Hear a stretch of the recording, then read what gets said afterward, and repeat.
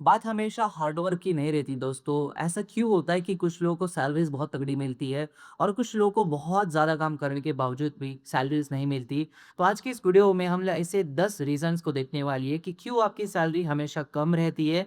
और अगर आप आपकी सैलरी के बारे में सीरियस हो, ऑब्वियसली हर एक इंसान अपनी सैलरी के बारे में सीरियस ही रहता है, लेकिन अगर आप थोड़े से भी ज़्यादा सीरियस हो तो ये वीडियो की एक भी मिस्टेक आपको रिपीट नहीं करनी है, नहीं तो आपकी सैलरी हमेशा बाकी लोगों से कम रहेगी। तो वीडियो को मैं स्टार्ट करूँ उससे पहले चैनल के ऊपर आप पहली बार आए हो, मुझे पहली बार देख रहे हो तो हमेशा जो चैनल को आप सब्सक्राइब कर रहे हो। यहाँ पे हम लोग करियर के रिलेटेड बहुत सारी चीज़ों के बारे में हमेशा बात करते रहते हैं। सबसे पहली चीज़ आती है दोस्तों कि बहुत से लोगों का भ्रम होता है कि हार्ड वर्क करना मतलब बहुत बड़ी चीज़ होती है।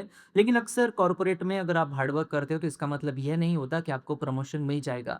मैं ऐसा क्यों कह रहा हूँ? बिकॉज़ अक्सर जो है कंपनी इम्पैक्ट को रिवॉर्ड करती है, ना कि एफर्ट को। चाहे आप कितना भी काम कर रहे हो, लेकिन अगर आपके काम की वजह से बिज़नेस में कोई अगर चेंज नहीं आ रहा है, बिज़नेस के प्रॉब्लम्स अगर आप सॉल्व नहीं कर रहे हो, तो फिर कोई भी फ़ायदा नहीं है आपके हार्ड वर्क का। इसलिए आपको हमेशा बिज़नेस प्रॉब्लम को सॉल्व करने के ऊपर फ़ोकस करना चाहिए, जो कि अक्सर लोग नहीं करते। इस वजह से पहले मिस्टेक तो आपको ये करनी है कि आपको बिलीव नहीं करना है कि हार्ड वर्क से ही मेरा प्रमोशन होगा। आपको स्मार्ट वर्क को भी कहीं न कहीं आपके करियर में लाना है और आपके बिज़नेस को, जिस कंपनी में आप बिज़नेस कर रहे हो, जिस कंपनी में आप जॉब कर रहे हो, उनके बिज़नेस को आप कितना ज़्यादा हेल्पफुल हो, उस तरीके से आपको देखना है। दूसरी जो मिस्टेक करते हैं लोग वो है कि अपनी लाइफ़ में कभी भी हाई इनकम स्किल्स को लर्न नहीं करते। अब इसमें क्या होता है कि कई बार ऐसे होता है, मार्केट बहुत डायनामिक होता है, मार्केट चेंज होता रहता है। जैसे फॉर एग्ज़ाम्पल आज की डेट में आर्टिफ़िशियल इंटेलिजेंस का काफ़ी ज़्यादा बूम है, या फिर डेटा एनालिसिस का काफ़ी ज़्यादा बूम है, या फिर कम्युनिकेशन हो, लीडरशिप हो, प्रोजेक्ट मैनेजमेंट हो, नेगोशिएशन के स्किल्स हो। ये जो स्किल्स होते हैं हाई इनकम वाले, इस स्किल्स को कई बार लोग नहीं सीखते। इस वजह से अपने करियर में बस जो काम किया है उसको और करते हैं, उसके बाद घर निकल जाते हैं, लेकिन उनका प्रमोशन होना काफ़ी ज़्यादा मुश्किल होता है। इसलिए अपने आप को हर साल अपस्किल करना उतना ही ज़्यादा इम्पोर्टेंट है। इस वजह से आपकी मार्केट वैल्यू हमेशा बढ़ती रहती है। अगर हम तीसरी चीज़ की बात करते हैं वो है कि स्टेइंग योर कंफर्ट ज़ोन। बहुत सारे लोग जो है अपनी करंट लाइफ़ जो चल रही है इसमें काफ़ी ज़्यादा कंफर्टेबल हो जाती है, जो कि अक्सर लोगों को लॉन्ग टर्म में काफ़ी ज़्यादा नुकसान होता है इस वजह से। बिकॉज़ अगर आप हर दिन सेम ही काम करोगे तो आपकी ग्रोथ काफ़ी ज़्यादा लिमिटेड होगी, और इस वजह से कई बार आपको न्यू प्रोजेक्ट्स के लिए वॉलंटियर करना चाहिए, क्रॉस फंक्शनल कामों के अंदर आप हेल्प करना चाहिए, लीडरशिप की अगर कोई अपॉर्च्युनिटी मिलती है तो उसमें जाना चाहिए। इस वजह से आपकी जो ग्रोथ है वो आपकी कंफर्ट के बाहर ही होगी, आपके कंफर्ट में आपकी कभी भी ग्रोथ नहीं होगी।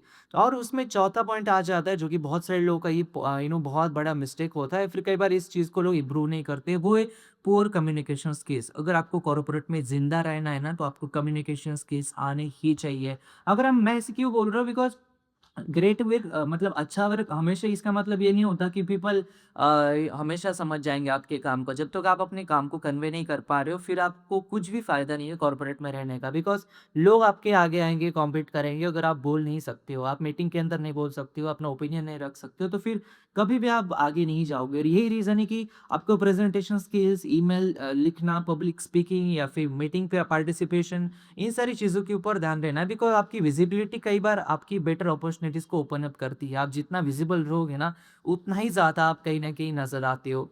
अब 5वीं नंबर की जो मिस्टेक है, जो अक्सर लोग करते हैं, वो कभी भी अपनी रेज़ के लिए, अपनी सैलरी के लिए कभी भी पूछते नहीं। बिकॉज़ बहुत सारे लोग वेट करते रहते हैं कि कोई आएगा सामने से उन्हें रिवॉर्ड करेगा। लेकिन कंपनीज़ हमेशा सैलरी आपकी ऑटोमैटिकली नहीं बढ़ाती। अक्सर आपको अचीवमेंट के लिए, अपने बिज़नेस इम्पैक्ट के लिए, मार्केट सैलरी डेटा के साथ आपको थोड़ा उनके साथ नेगोशिएशन करते आना चाहिए। आपको ऐसे कोई झगड़ा नहीं करना है, आपको प्रोफेशनली बताना है और कॉन्फिडेंटली बोलना है जो भी आप बोलना चाहते हो।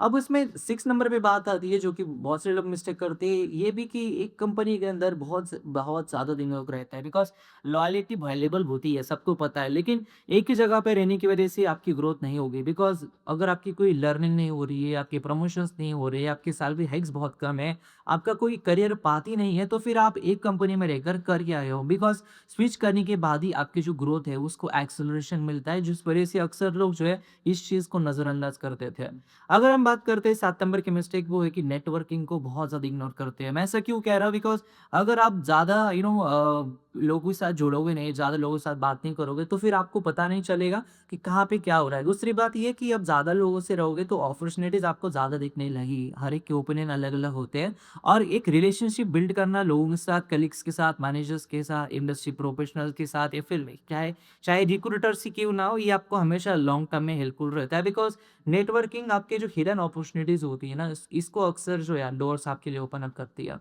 अब 8 नंबर पे चीज़ आती है वो है कि अपनी अचीवमेंट को कभी भी ट्रैक नहीं करते। जस्ट बिकॉज़ अपने मेमोरी के ऊपर कभी भी डिपेंड मत रहो अपने अप्रेज़ल्स के लिए। अपना हमेशा रिकॉर्ड हमेशा रखो कि आपने कितने प्रोजेक्ट्स कंप्लीट किए हैं, आपने कितना कॉस्ट सेव किया कंपनी का, रेवेन्यू का इम्पैक्ट अगर आपके काम की वजह से आ रहा है तो वो कितना ज़्यादा आ रहा है, प्रोसेस इंप्रूवमेंट अगर आपने कुछ किया तो वो क्या है, अपने अवार्ड्स और अपने एप्रिसिएशन को भी याद रखो।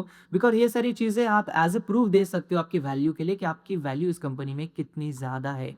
अब 9 नंबर के ऊपर चीज़ आती है कि जो डिफिकल्ट कन्वर्सेशन होते हैं, लोग अक्सर इसको अवॉइड करते हैं बिकॉज़ जब भी आप बात करने जाओगे प्रमोशन की, सैलरी की, अपनी गोल्स की या फिर अपने फीडबैक की, तो ये कन्वर्सेशन थोड़े डिफिकल्ट रहते हैं। लोग अक्सर इसको अवॉइड करते हैं, इस वजह से अपने करियर में पीछे रह जाते हैं। तो ये सारी जो डिफिकल्ट कन्वर्सेशंस होते हैं ना, इसको जो सक्सेसफुल प्रोफेशनल होते हैं, वो ओपनली कम्युनिकेट करते हैं और प्रोफेशनली इसको हैंडल करते हैं। कई बार हम जो है इंडियन माइंडसेट में आ जाते हैं और मतलब बहुत ज़्यादा हम नेगेटिव हो जाते हैं, जो कि अक्सर नहीं करना चाहिए। और लास्ट की जो चीज़ है, वो है कि अपना कभी भी करियर प्लान नहीं होना। बहुत से लोगों का करियर प्लान अगर मैं पूछने जाऊँगा तो उनके पास कुछ भी करियर प्लान नहीं है। ऐसा क्यों? बिकॉज़ उनके पास 1 साल का, 3 साल का, 5 साल का कोई भी गोल नहीं है। अगर आप डायरेक्शनलेस घूमोगे मार्केट के अंदर तो फिर कोई भी अगर आप कोई भी सैलरी देकर रख लेगा उनके पास। इसलिए आप ना हमेशा 6 से 12 महीने के बाद अपना करियर प्लान हमेशा रिव्यू करो। अपने रोड मैप के ऊपर क्लियर रहो कि आपको करियर डिसीजंस अच्छी तरीके से कैसे लेने हैं। और एक हमेशा अपने आप को हर साल एक सवाल पूछो कि क्या मैं नई चीज़ें सीख रहा हूँ? क्या मैं और ज़्यादा सीख रहा हूँ? क्या मेरी कोई वैल्यू मार्केट में अच्छी खासी हो रही है? अगर इसका जवाब नहीं है तो आपको अपना जॉब चेंज करना चाहिए बिकॉज़ ऐसी जगह पर रहकर कुछ भी फ़ायदा नहीं जहाँ पे आपकी सैलरी तो बढ़ेगी नहीं लेकिन आप मार्केट से पीछे जाते रहोगे। तो ये सारी चीज़ें हैं जो कि आपको as a career corporate career थोड़े ध्यान में रखनी चाहिए। इसके बारे में आप क्या सोचते हो मुझे कमेंट बॉक्स में ज़रूर बताना। अगर आपका कोई ओपिनियन है जो इससे बहुत ज़्यादा अलग है वो भी आप मुझे कमेंट बॉक्स में ज़रूर बता सकते हो। धन्यवाद दोस्तों, ये वीडियो देखने के लिए। धन्यवाद।